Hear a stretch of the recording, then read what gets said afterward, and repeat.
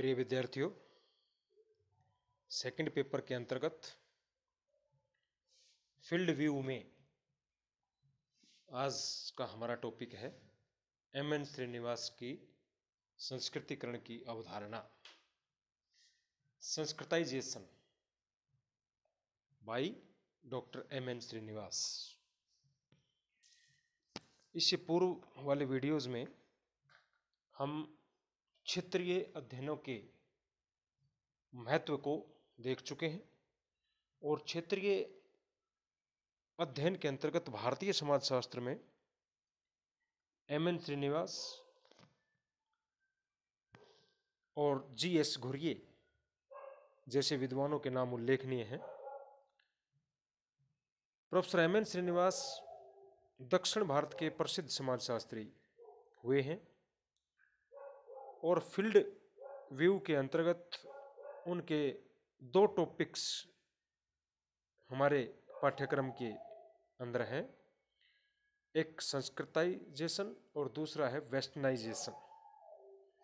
अर्थात पहला जो टॉपिक है वो संस्कृतिकरण है और दूसरा है पश्चिमीकरण। ये सामाजिक परिवर्तन को प्रकट करने के लिए भारतीय समाज के अंतर्गत प्रमुख अवधारणाओं में मानी जाती हैं और प्राय करके दोनों अवधारणाओं में से एक क्वेश्चन आपके एग्जाम में जरूर पूछा जाता है।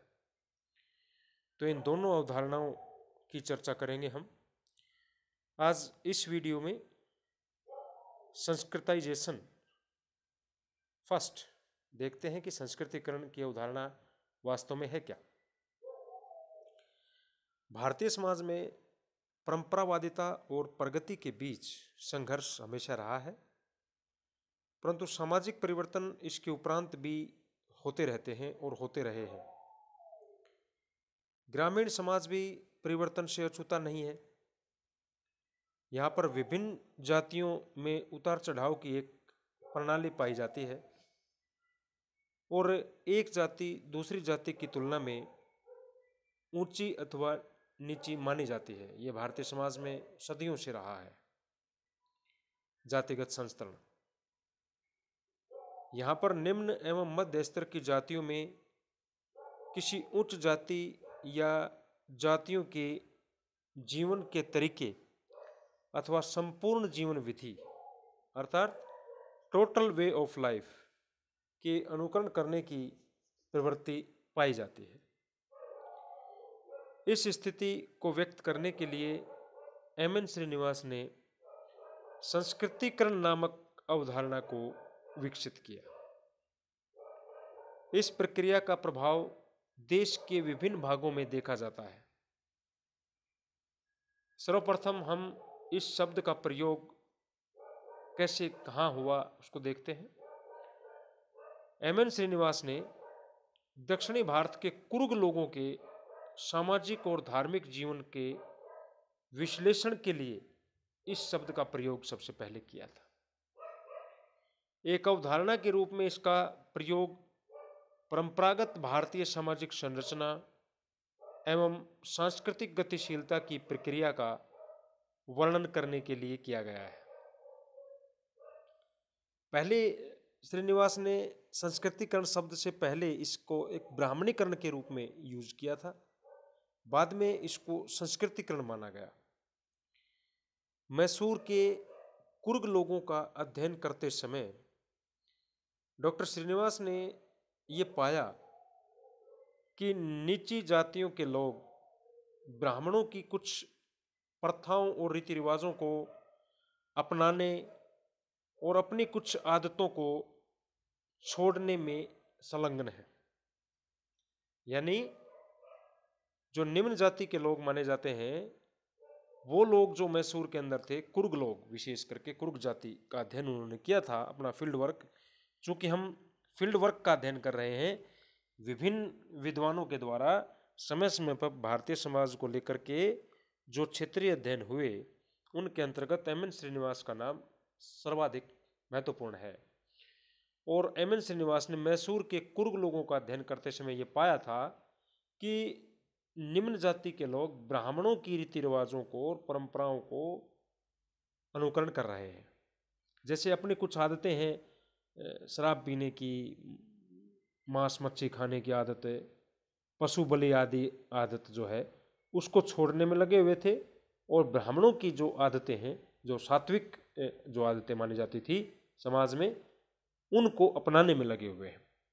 और उनके ऐसा करने का जो उद्देश्य था वो ये था कि जातीय संस्तरण की प्रणाली में, कास्ट हायरार्की में, जो हायरार्की जो होती है वो उच्चता और निम्नता के क्रम को बोलते हैं, जो भारतीय समाज में सदियों पुरानी रही है।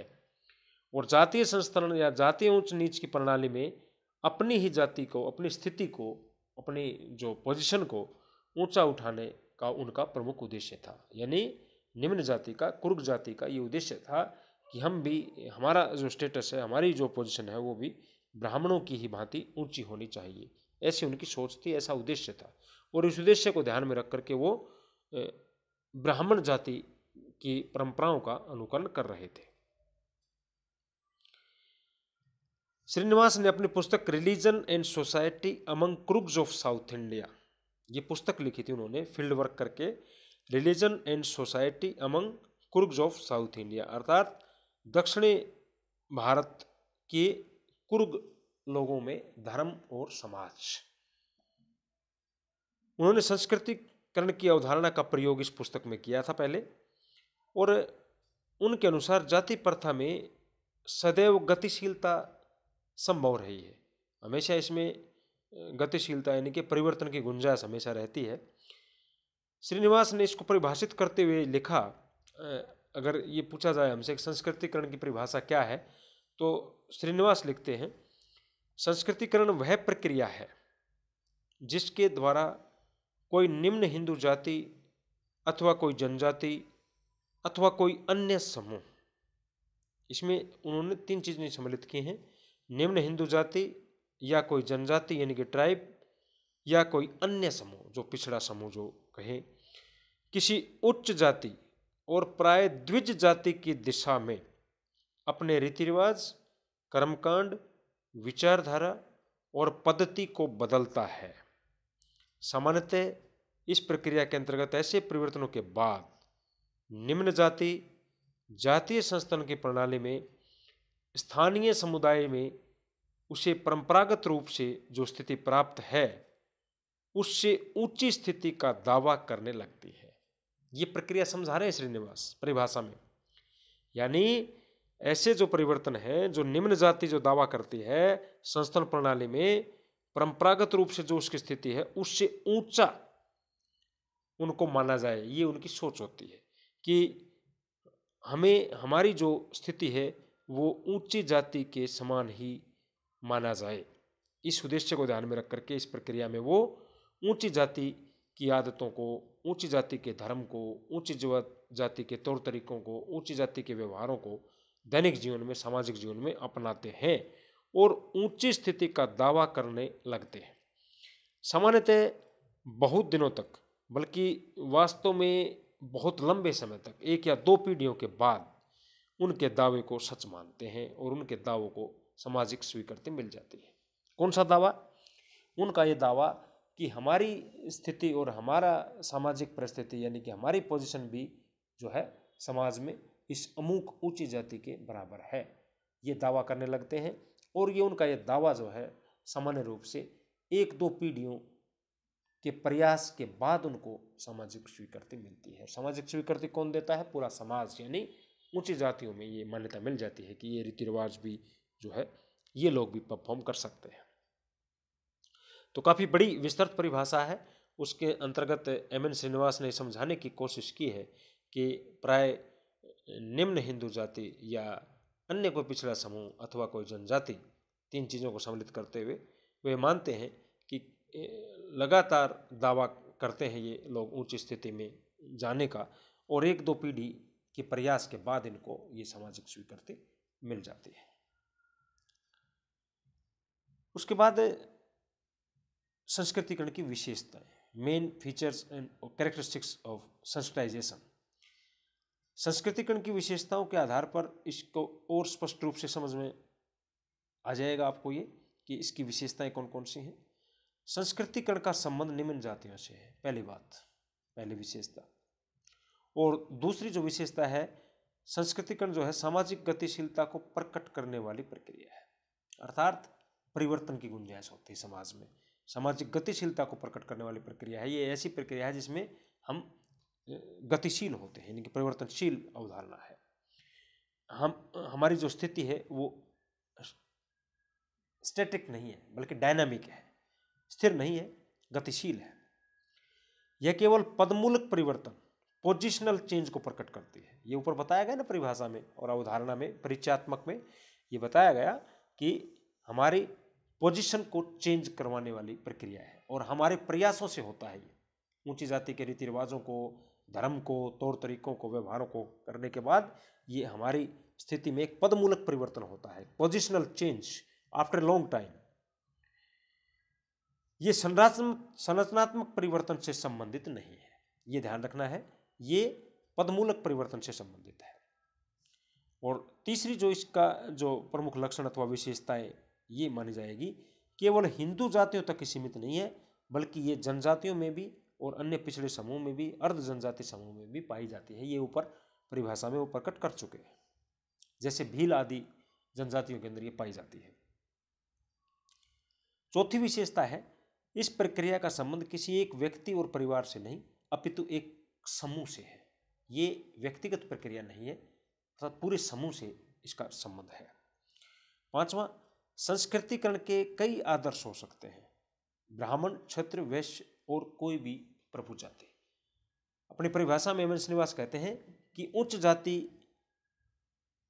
के रीति रिवाजों और परंपराओं का दावा करते हैं और प्राय द्विज जाति का, द्विज जाति कौन होती है?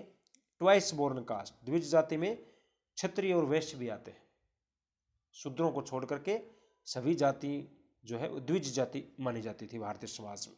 हालांकि आधुनिक समाज में ऐसी चीजें नहीं है, लेकिन ये परंपरावादी समाज, जो प्राचीन भारतीय समाज की बात हम कर रहे हैं। सार्वभौमिक प्रक्रिया, एम एन श्रीनिवास के अनुसार जो इसकी एक प्रमुख विशेषता क्या है, यूनिवर्सल प्रोसेस है। ये संस्कृतिकरण जो है वो सार्वभौमिक प्रक्रिया है। ये वैदिक काल से लेकर के आज तक इसके अंतर्गत जो है हमें उदाहरण देखने को मिलते हैं प्राचीन भारतीय समाज के अंतर्गत। एक और विशेषता है इसमें, सामाजिक और सांस्कृतिक परिवर्तन की सूचक है। यानी संस्कृतिकरण की जो प्रक्रिया है वो भारत में सामाजिक और सांस्कृतिक परिवर्तन की सूचक है। मिल्टन सिंगर बताते हैं एक जगह पर, यह विस्तृत रूप से स्वीकृत मानव शास्त्रीय सिद्धांत है। ये एक प्रकार का एंथ्रोपोलॉजिकल थ्योरी है। जो एम एन श्रीनिवास ने जो कॉन्सेप्ट दी है, ये एक प्रकार के एंथ्रोपोलॉजिकल कॉन्सेप्ट है। एंथ्रोपोलॉजिकल थ्योरी के नाम से इसको मिल्टन सिंगर ने जाना है, कि भारत के मानव समाज को और उसके अंदर जो विद्यमान गतिशीलता को सही रूप में, सच्चे अर्थों में प्रकट करती है। ये एक दो तरफा प्रक्रिया भी है। इसकी एक लास्ट विशेषता है इसमें, ये टू वे प्रोसेस है। टू वे प्रोसेस का मतलब क्या हुआ? यहाँ पे श्रीनिवास के अनुसार उच्च जातियां का ही अनुकरण नहीं होता, बल्कि कई बार इसका उल्टा भी होता है। कि प्रक्रिया परिभाषा के अंदर और अवधारणा में तो विश्लेषण ये किया गया है कि जब निम्न हिंदू जाति के द्वारा या निम्न हिंदू समुदाय के द्वारा या किसी जनजाति समूह के द्वारा ऊंची जातियों का अनुकरण होता है तो संस्कृतिकरण की प्रक्रिया घटित होती है। जबकि इसका उल्टा भी है। कई बार ऐसे एग्जाम्पल भी इतिहास में देखने को मिलते हैं, कई बार उच्च जाति के लोगों के द्वारा भी निम्न जाति के लोगों का अनुकरण किया जाता है। तो ये एक प्रकार से दो तरफा प्रक्रिया होती है। संस्कार, राजनीतिक और आर्थिक शक्ति का महत्व इस प्रक्रिया के अंदर देखने को मिलता है। एम एन श्रीनिवास ये विश्लेषित करते हैं कि मैसूर के अंदर कुरुग लोगों ने ऊंची जाति के लोगों के संस्कार को अपनाया, उनकी राजनीतिक और आर्थिक शक्ति को, उनकी राजनीतिक और आर्थिक प्रभुत्व को देख करके वो लालायित होते हैं कि हमारा भी प्रभुत्व होना चाहिए, हमारी भी राजनीतिक दखलंदाजी होनी चाहिए, हमारी भी राजनीतिक पहुंच होनी चाहिए, धर्म के क्षेत्र में हमारी भी पूछ होनी चाहिए। तो ये सब चीज़ इसके मूल के अंदर होती है। और एक इसमें डोमिनेंट कास्ट का भी चर्चा की एम एन श्रीनिवास के द्वारा, जो संख्यात्मक के द्वारा केवल ब्राह्मण ही नहीं बल्कि अलग अलग क्षेत्र में अलग अलग प्रभु जाति होती है। प्रभु जाति के बारे में और संस्कृतिकरण के महत्व तथा संस्कृतिकरण की प्रक्रिया का जो शेष हिस्सा है वो नेक्स्ट वीडियो में। Thank you.